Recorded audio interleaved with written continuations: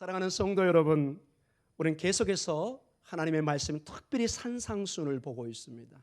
산상순에 여러 내용이 있지만은 노하지 말라, 또 구하고 찾고 문을 두드리고 적극적인 그런 내용들이 나옵니다. 염려하지 말라, 노하지 말라, 정말로 중요한 내용인데 노하지 말라는 얘기를 듣고 나서면서 집을 생각하면 막 노하는 생각이 일어나기 시작합니다. 염려하지 말라는 생각이 드는데 나서면서 우리 집 가스는 어떻게 될까 걱정하기 시작합니다. 이게 우리의 거의 본능처럼 와닿는 모습을 보게 됩니다.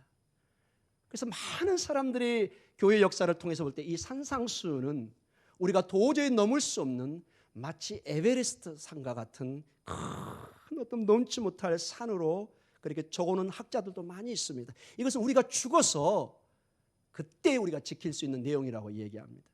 우리 주님은 단 한 번도 그런 내용을 언급한 적이 없습니다. 살아있는 생명체인 제자들에게 이 말씀을 주고 있고 이 말씀을 주는 연장선에 오늘 이 말씀이 있다고 가장 정확하게 해석할 수 있습니다.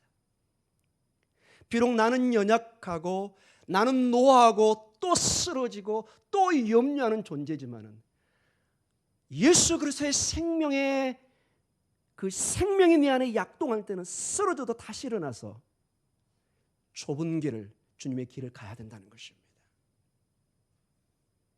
오늘 본문을 통해서 우리가 계속 보겠지만은 우리에게는 중간길이 없습니다. 이 하나님의 길을 벗어나서 넓은 길을 가든지 아니면 주의 십자가의 길을 가든지 딱 두 길밖에 없는 것을 오늘 본문을 정확하게 우리에게 말씀해 주고 있습니다. 그래서 바로 이 전에 구하고 찾고 문을 들이는 적극적인 하나님의 일을 하기 위해서 기도하며 몸부림치는 가운데 우리가 선택해야 되는 길이 무엇인가를 하나님께서 오늘 우리에게 보여주고 있습니다.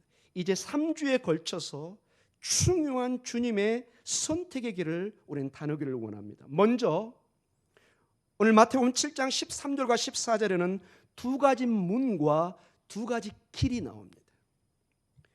마태복음 7장 15절과 23절 바로 다음 절에 두 가지 나무 종류가 나오고 두 가지 열매가 나옵니다. 그리고 7장 24절과 27절을 통해서는 두 건축자가 나옵니다. 그리고 그 건축자들이 짓는 그 기초, 그 기초 바닥이 두 종류로 나옵니다.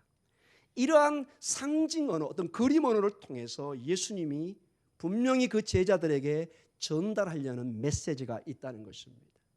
마치 우리가 주일학교에서 어떤 내용을 가르칠 때 그냥 말로 하면은 아이들은 쉽게 이해하지 못할 때가 있습니다.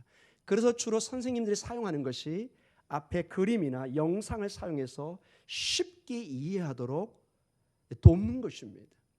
오늘 예수님께서도 제자들의 삶에 가장 가까이 있었던 친근한 어떤 그림 언어를 통해서 하나님의 진리의 뜻을 오늘 우리에게 가르쳐주고 있고 이것을 명확히 이해하고 오해하지 말고 정확히 하나님의 뜻이 우리 주님께서 무엇을 원하는지 어떤 길이 생명의 길인지를 분명히 알고 선택하라는 것입니다. 오늘 첫 번째 우리가 볼 것은 두 가지 문과 길입니다. 사랑하는 성도 여러분, 지금도 우리가 집을 들어갈 때 문을 열고 들어가고 교회 본당에 들어올 때 문을 열어야 됩니다. 그러나 고대 세계는 이 문과 길은 훨씬 더 가까이 있는 모습이었습니다. 일단 예루살렘이 성으로 둘러쳐 있었습니다. 지금은 한 8개 정도 문이 있어서 사람이 들어가고 나갈 수 있는 문이 있습니다. 지금이 한들 열려 있고 그렇지만 고대 세계는 문은 항상 시간에 되면은 닫고 열어놔서 사람들이 그 시간을 어기면 함부로 나갈 수도 없고 들어올 수도 없는 그런 구조로 되어 있어요. 왜냐? 이 성의 안전을 위해서 항상 문지기들이 이 문을 딱 닫고 열고 하는 책임을 지고 있었습니다. 또 이 예루살렘 중심에는 예루살렘 성이 있었습니다. 예루살렘 성전이 있었습니다. 이 성전도 딱 성으로 둘러싸여 있어가지고 레위 지파를 중심으로 항상 24시간 성전을 지켰습니다. 아무나 아무 때나 누구나 들어갈 수가 있고 누구나 나올 수 있는 것이 아니었습니다. 이런 문의 개념과 그리고 지금이야 지금도 마찬가지죠. 차를 타든지 무엇을 가든지 우리는 길을 선택해야 됩니다. 이 길을 잘못 선택하면 옆에 있는 사람한테 되게 야단맞는 것을 보게 됩니다. 길치니 무슨 치니 하면서 목동 중앙교도 올 때 정확한 오는 길이 있습니다. 이 길을 선택해야만이 오늘 와서 예배를 드리는 것입니다. 우리에게는 이렇게 길이라는 분명한 어떤 우리가 다니는 목표와 길이 있는 것을 우리는 알 수 있습니다. 이제 우리가 본문을 통해서 짧지만은 강렬한 우리 주님의 도전과 메시지를 듣기를 원합니다. 우리 13절과 14절을 다시 한번 읽도록 하겠습니다. 시작. 좁은 문으로 들어가라. 멸망으로 인도하는 문은 크고 그 길이 넓어 그리로 들어가는 자가 많고 생명으로 인도하는 문은 좁고 길이 협착하여 찾는 자가 적음이라. 두 가지 문과 두 가지 길이 있습니다. 좁은 길, 넓은 길. 좁은 문, 넓은 문. 사랑하는 성도 여러분, 여기서 말하는 문, 게이트, 길, 무엇을 말할까요? 예수님께서 단순히 예루살렘 성에 있는 문과 성전에 있는 문과 거기를 지나다는 길을 의미할까요? 이건 상징 언어를 통해서 주님께서 근본적으로 주시고자 하는 어떤 신학적 뜻이 있는 것을 보게 됩니다. 제자들도 이 말씀을 들었을 때 정확히 이게 무슨 뜻인지를 이제 깨닫기 시작합니다. 요한복음 10장 7절에서 9절에 정확하게 이 문이 무엇인지를 주님이 직접 말씀해 주고 계십니다. 같이 읽겠습니다. 시작. 그러므로 예수께서 다시 이르시되 내가 진실로 진실로 너에게 말하노니 나는 양의 문이라. 나보다 먼저 온 자는 다 절도요 강도니 양들이 듣지 아니하였느니라. 내가 문이니 누구든지 나로 말미암아 들어가면 구원을 받고 또는 들어가면 나오며 꼴을 얻으리라. 아멘. 주님이 양의 문이라고 1차적으로 얘기합니다. 이스라엘에 가면은 양을 칠 때 울타리를 쳐서 딱 하나의 문을 세워놓습니다. 이 문을 벗어서 가는 것들은 대부분 늑대나 자칼들입니다.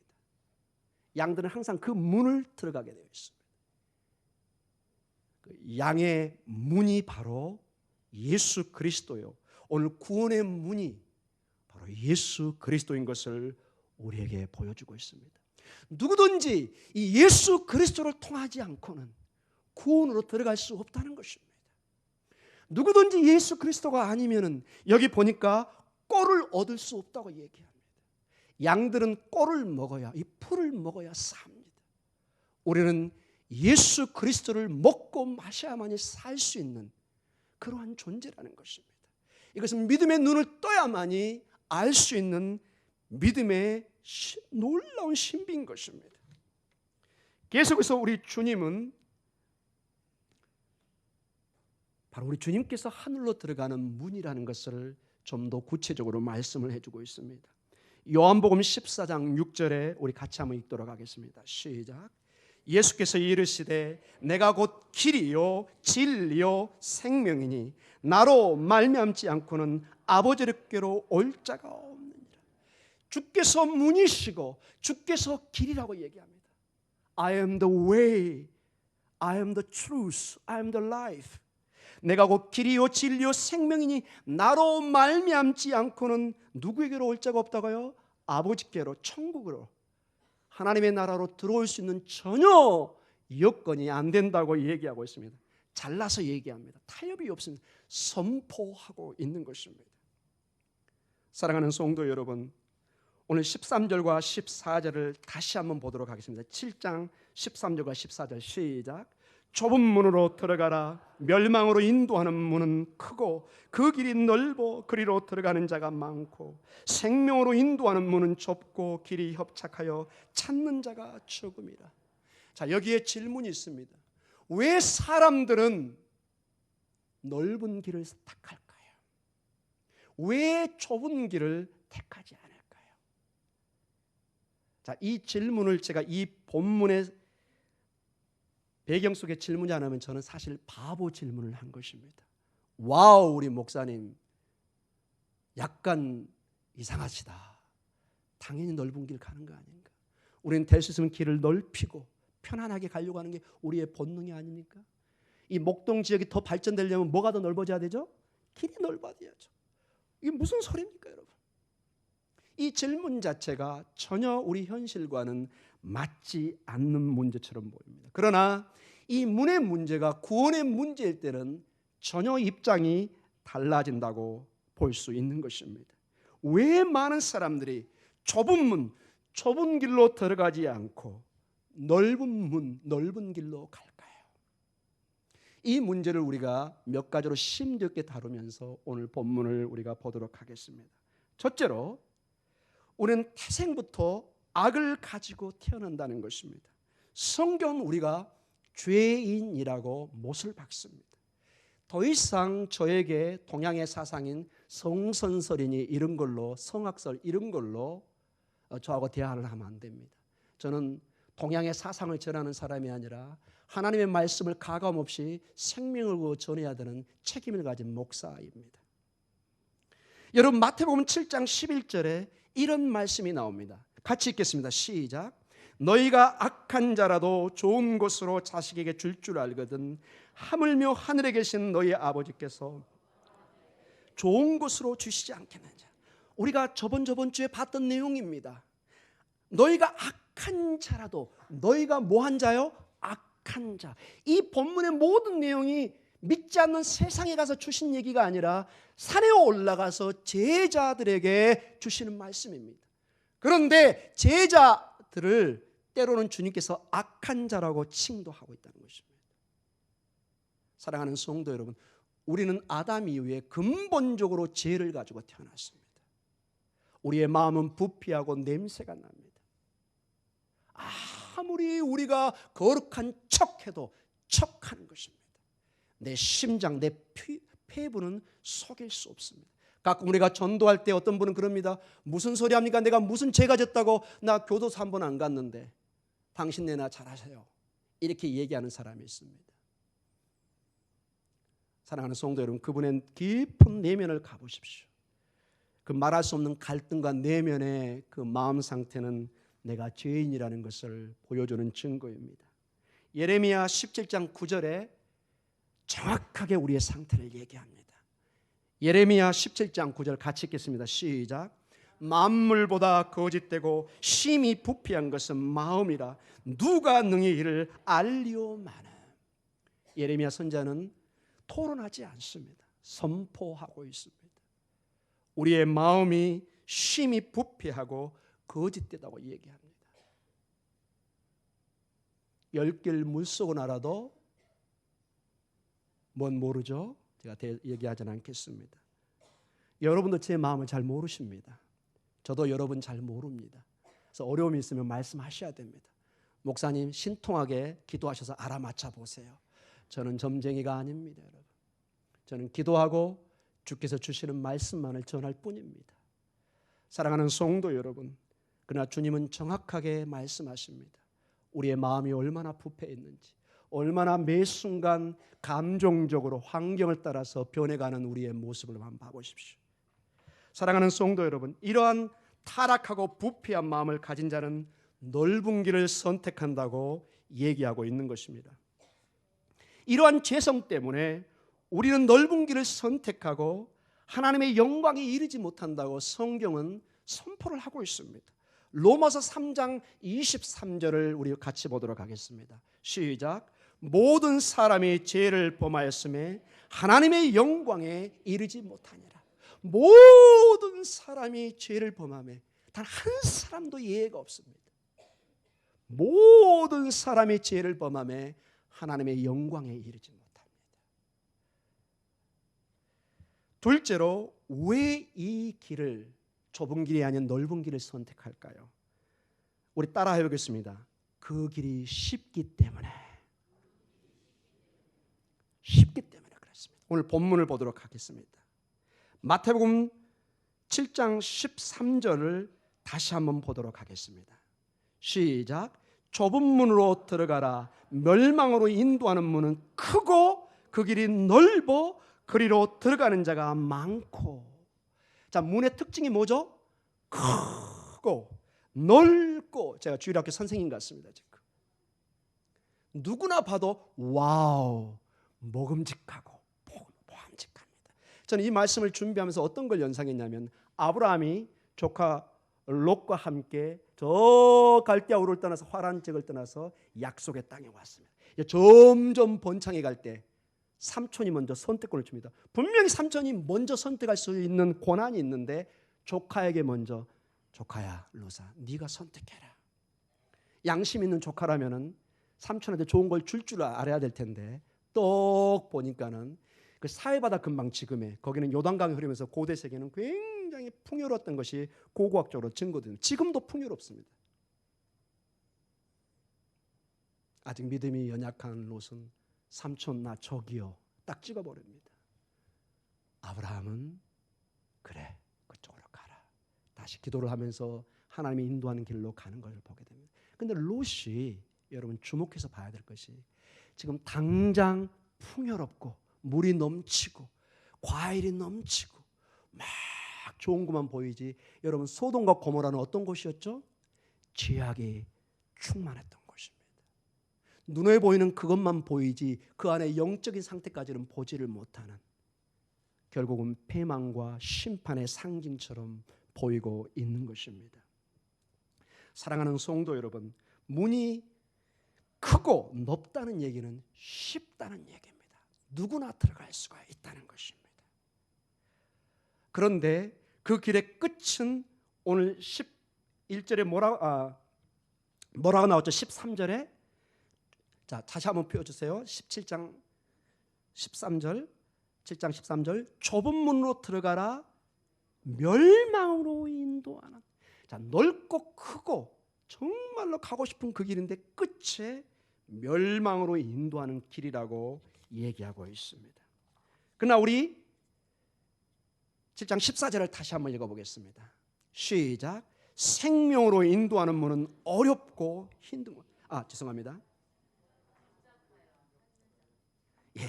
생명으로 인도하는 문은 어렵고 힘든 곳입니다. 좁은 길이 협착하여 찾는 자가 적음이라고 얘기하고 있습니다.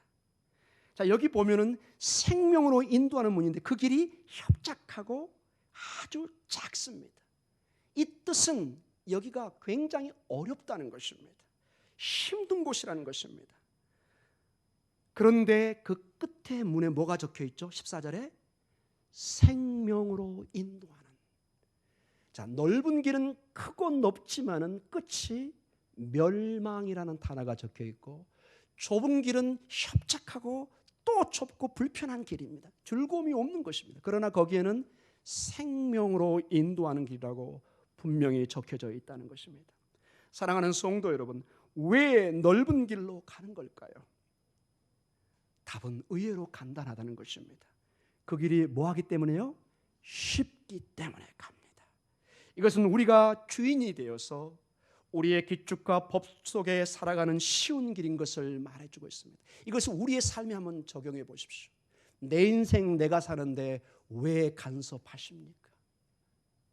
내 느끼는 대로, 내가 원하는 대로 하고 싶다는데 무슨 간섭입니까? 민주사회에서 내 돈 내가 쓰고 내 인생 내가 산다는데 무슨 간섭입니까? 느낌이 좋고 옳다면 모든 것이 가능한 것처럼 얘기하고 있는 것입니다. 정말 그렇습니까, 여러분? 자, 우리를 한번 여행의 길로 한번 오늘 추운데 여행하기 힘들긴 하지만 여행을 저하고 떠나보도록 하겠습니다. 자, 여행을 떠날 때 뭘 준비해야 되죠? 그냥 가는 사람이 없죠. 가방을 준비해서, 자, 조금 장기간을 떠나야 되니까 최소한 가방 5개를 준비하시기 바랍니다. 좀 적은가요? 10개로 늘릴까요? 자, 그 가방에 여러분의 모든 귀한 것을 한번 추려보십시오. 집 전체를 가방에 넣을 수 없으니까 이제 집도 팔아야 됩니다. 왜냐? 돌아올 수 없을지도 모르니까. 자, 그 돈을 해가지고 가방에 넣습니다. 우리 여자 성도님들은 결혼 반지, 특별히 다이아면은 절대로 놓고 갈 수가 없죠. 그것도 넣어야죠. 목걸이, 진주 목걸이. 우리 남자분들은 뭘 넣을까요? 골프채를 한번 넣을까요? 뭘 넣을까요, 여러분? 자기의 모든 소중한 것을 한번 넣어보시기 바랍니다. 이제 이 소중한 걸 들고 어딘지는 모르지만 가야 되는 길이 있다고 한번 떠나보십시오. 너무나 소중한 것이고 내 피땀을 흘려서 모으고 새벽부터 밤늦게까지 일한 그것이 들어있기 때문에 이 가방은 절대로 놓을 수가 없는 것입니다. 꼭 쥐고 가고 싶은 것입니다. 여러분 그런 거 있습니까? 대놓고 말은 못하지만 다 있는 줄 압니다. 저도 있을 겁니다. 아마. 우리 가방에는 돈이 가득 들어가 있습니다. 돈으로 살 수 있는 각종 보석과 또 돈으로 바꿀 수 있는 여러 가지 문서 이런 것이 있을 수도 있습니다. 우리는 이 가방들과 물건들을 들고 크고 넓고 아름다운 문 앞으로 이제 가고 있습니다. 그리고 그 문 뒤에서 이렇게 봅니다. 와우, 여행하기 쉽고 너무나 아름답고 꽃이 만발하고 와, 넓은 길이구나. KTX 부럽지 않구나. 이런 찬탄과 기쁨이 있을 수도 있을 것입니다. 그리고 놀랍게도 갔더니 그 문에 이런 글씨가 적혀 있는데 이게 놀랍게도 금글씨로 적혀 있습니다. 무슨 글씨요? 금으로. 와우. 금글씨로 탁 위에 적혀 있는데 이렇게 있습니다. 여기는 자유가 있고 그리고 즐겁고 신나는 곳. 아멘. 예, 아멘 하신 분이. 예, 인간적으로 너무 좋죠. 즐겁고 신나는 곳. 탁 금글씨로 적혀져 있습니다. 이제 어떤 분은 동일하게 이 가방을 들고 가는데 작은 글씨가 다음에 이렇게 적혀 있습니다. 그 문에는 이 길은 생명을 찾기에 좁은 길입니다. 이렇게 작게 적혀 있습니다. 그래서 눈에 띄지도 않아요. 생명을 찾기에 작은 길.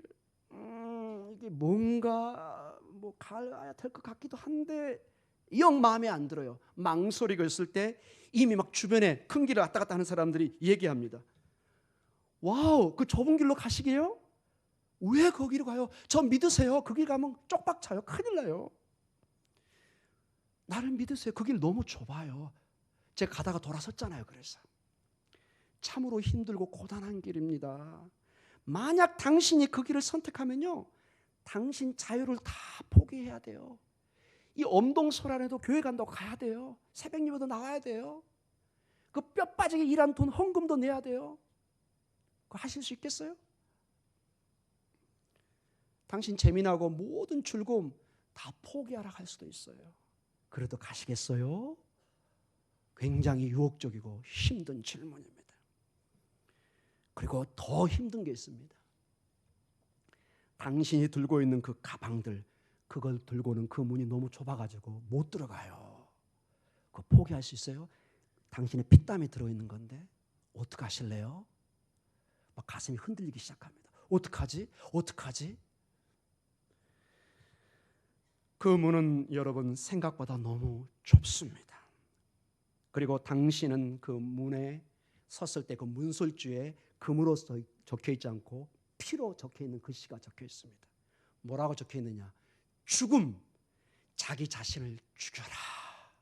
이렇게 적혀 있습니다. 끔찍하죠? 슬픔 단어가 적혀 있습니다. 당신의 죄를 슬퍼하라. 막 소름 끼치죠, 여러분? 막 재밌게 지금 막 즐기려고 하는데, 가방 들고 가려고 하는데 문의 입구에 죽음, 당신의 자아를 죽이시오. 슬픔, 죄를 슬퍼하시오. 당신은 그 문을 통과하면 당신의 자아를 죽이고 당신의 죄를 회개해야 합니다. 그래도 가시겠습니까? 여러분 어떻게 대답하시겠어요? 가겠습니다. 아멘. 같이 있으니까 나오지 쉽지 않습니다. 개인적으로 인터뷰하면 고민하기 시작합니다. 그래도 이 좁은 문을 갈 수 있다는 결단을 내린 여러분이 되시기를 기도합니다. 사랑하는 성도 여러분, 자 이제 우리는 이 문 앞에 서서 선택을 해야 됩니다. 이상하게 중간길이 없어요. 세상의 사람들은, 세상의 철학은 이 중간길을 얘기하는데 없습니다. 성경은 딱 두 길입니다. 구원의 길과 멸망의 길, 좁은 길과 넓은 길. 어떤 길을 선택하시겠습니까? 많은 사람들이 택하는 길, 넓고 편하고 즐겁고 자유함이 있는 길, 많은 사람이 막 뛰어들면서 와 하고 가는 길입니다. 세상의 모든 값진 것을 들고 들어갈 수 있다고 막 선전을 합니다. 이게 여러분 세상의 철학과 세상이 우리에게 주는 유혹입니다. 어차피 한 인생인데 즐기고 가세요. 뭘 그렇게 이 추운 날 가세요? 뭐하러 철야를 하세요? 뭐하러 새벽 예배를 드리세요? 뭐하러, 특히 지금 겨울은 괜찮지만 여름에는 막 냄새도 나고 막, 특히 우리 지하실 같은 경우는 여러 가지로 열악한 환경이잖아요. 거기 가서 막 의자도 아니고 바닥에 앉아서 식사도 해야 되고, 어우 밥 못 먹겠어요. 여러분 어떻게 하시겠어요, 여러분? 그래도 와서 같이 공동체 식사를 하실 수 있겠습니까? 그래도 이 길을 갈 수 있겠습니까? 사랑하는 성도 여러분, 그런데 여러분 아십니까? 여기에 큰 반전이 있다는 것을. 이 길은, 이 넓은 길은, 이 평탄한 길은, 이 고속도로는 지옥으로 가는 고속도로였다는 것입니다.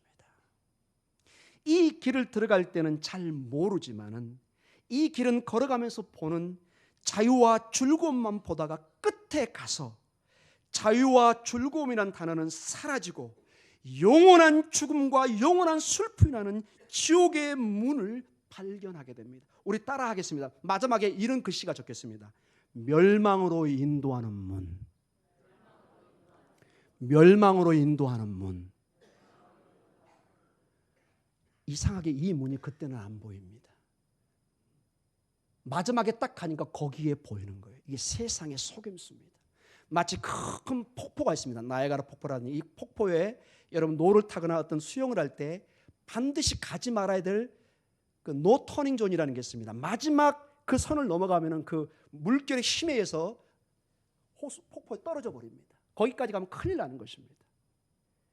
돌아설 수 없는 선이 있습니다.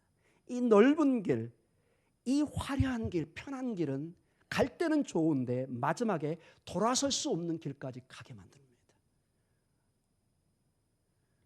사실은 이게 좋은 길, 편안한 길이 아니라 이건 세상이 우리를 속였던 것이고 마지막은 멸망의 길이라는 문에 표가 적혀 있는 걸 보게 됩니다. 사랑하는 성도 여러분들은 반대로 좁은 길을 선택할까요? 세상에 나의 소중한 것을 다 포기해야 갈 수 있습니다. 죽음과 슬픔의 길이 있습니다. 나의 자아를 죽이고 그리고 내 죄를 회개해야 되고 뭐 지은 죄도 별로 없는 것 같은데 우리 장로님들 기도했지만 그저 주일마다 기도하는데 하나님 저희가 잘못했습니다. 저희가 부족하고 연약합니다. 세상 사람들이 볼 때 우리처럼 미련한 사람이 없습니다. 아니 법적으로 뭘 잘못했다고 그렇게 빌고 또 빌고. 그러나 여러분 아십니까? 여기에 반전이 있습니다. 그 험난한 길, 그 슬픔과 고난의 길의 끝에 이 글자가 딱 적혀 있습니다. 우리 같이 읽겠습니다. 생명으로 인도하는 문. 생명으로 인도하는 문. 비록 힘들고 눈물과 고난과 광야의 길인 줄 알았더니 가보니까 생명의 길이었습니다. 영원한 생명의 문이 우리를 기다리고 있는 것입니다. 그 문에 적혀있던 그 피가 예수 그리스도의 어린 양의 피라는 것을 나중에 알게 되는 것입니다. 할렐루야! 사랑하는 성도 여러분, 우리 다시 한번 마태복음 7장 13절과 14절 같이 읽겠습니다. 시작. 좁은 문으로 들어가라. 멸망으로 인도하는 문은 크고 그 길이 넓어 그리로 들어가는 자가 많고 생명으로 인도하는 문은 좁고 길이 협착하여 찾는 자가 적음이라.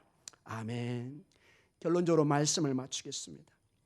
이 문이, 특별히 이 좁은 문이 예수 그리스도라는 것을 우리 이미 말씀을 통해서 배웠습니다. 이 문이 사실은 예수 그리스도이고 이 문을 통해서 영원한 생명으로 인도되는 것을 우리 주님이 오늘 강력하게 우리에게 선포하고 있는 것입니다. 그래서 사실 이 문이 사실은 우리가 생각하는 이런 도가 아니라 예수 그리스도가 문이라면 결국 예수 그리스도와의 관계를 얘기한다는 것을 알게 됩니다. 우리가 예수 그리스도와 바른 관계 속에 있어야만이 아버지의 나라에 들어갈 수 있다는 것입니다. 어떤 이것을 지식적으로만 고백하고 어떤 이론적으로 배우는 것이 아니라 정말로 아내와 남편이 법적으로 하나 되고 그 사이에 나오는 그 자식이 피를 통해서 내 자식이 되는 것처럼 예수 그리스도의 그 피를 통해서 나는 완전히 그분과 하나 되어야 된다는 것입니다. 그래야만이 주의 길에 들어갈 수가 있습니다. 이제 다음 주부터 보겠지만은 주여 주여 하는 자마다 다 아버지의 길로 들어갈 수가 없습니다. 입술만 가지고는 안 됩니다, 여러분. 안 된다는 것입니다. 내 심장이, 이 폐의 심장이 떨어야 됩니다. 그리스도의 피가 여기서 흘러야 되는 것입니다. 이것은 오직 진실한 믿음 속에서만 가능한 것입니다. 그리스도와 하나 될 때 영적인 축복과 제자의 길을 갈 수 있는 것을 보게 됩니다. 요한복음 15장 1절과 5절에 이 신비를 놀랍도록 표현하고 있습니다. 우리 같이 읽겠습니다. 시작. 나는 참 포도나무요 내 아버지는 농부라. 물은 내게 붙어 있어 열매를 맺지 않은 가지는 아버지께서 그것을 제거해 버리시고 물은 열매를 맺는 가지는 더 열매를 맺게 하려 하여 그것을 깨끗하게 하시느니라. 너희는 내가 일러준 말로 이미 깨끗하여졌으니 내 안에 거하라. 나도 너희 안에 거하리라. 가지가 포도나무에 붙지 스스로 열매를 맺을 수 없음같이 너희도 내 안에 있지 아니하면 그러하니라. 아멘. 5절에 나는 포도나무요 너희는 가지라. 그가 내 안에 내가 그 안에 거하면 사람이 열매를 많이 맺나니 나를 떠나서는 너희가 아무것도 할 수 없느니라. 예수 그리스도를 떠나서는 아무것도 할 수 없습니다. 여러분 느끼셨을 겁니다. 유독히 제가 예수 그리스도를 강조하는 것은 이것은 우리의 생명의 문제이기 때문에 그렇습니다. 아버지의 비밀이 예수 그리스도입니다. 아버지의 입에서 나오는 모든 말씀으로 산다 할 때 그 말씀이 예수 그리스도입니다. 우리는 예수 그리스도를 먹고 마셔야만 살 수 있는 것입니다. 이건 아버지의 신비입니다. 예수 그리스도가 하나님 아버지의 형상입니다. 아버지 안에 나오는 그 생명이, 그 에너지가, 그 성령이 모두가 이 한 말씀 예수 그리스도를 증거하고 있는 것입니다. 아버지의 일이 무엇이냐? 그가 보낸 그 아들을 믿는 것입니다, 여러분. 가장 중요한 것이 예수 그리스도와 생명의 관계를 맺어야 됩니다. 여기에 있는 잎사귀 나무에 이것은 이 나무에 이 줄기에 이 줄기가 붙어 있기 때문에 이 가지가 줄기에 붙어 있기 때문에 삽니다. 이유는 간단합니다. 여기서 떨어지면 살아나 죽은 것입니다. 그러나 나무에 가지가 붙어 있기만 하면은 생명은 흐르게 되어 있습니다. 예수 그리스도와 우리가 하나 될 때 하나님의 생명이 흐르게 되어 있습니다. 사랑하는 성도 여러분, 물이 바다를 덮음같이 예수 그리스도를 아는 예수 그리스도의 그 영광이 여러분과 우리의 삶에 충만히 나타나기를 원합니다. 여러분 새해 우리 대박 나기를 원합니다. 물질의 축복, 건강의 축복, 모든 축복을 얘기합니다. 그러나 정말로 중요한 축복이 뭔지 아십니까?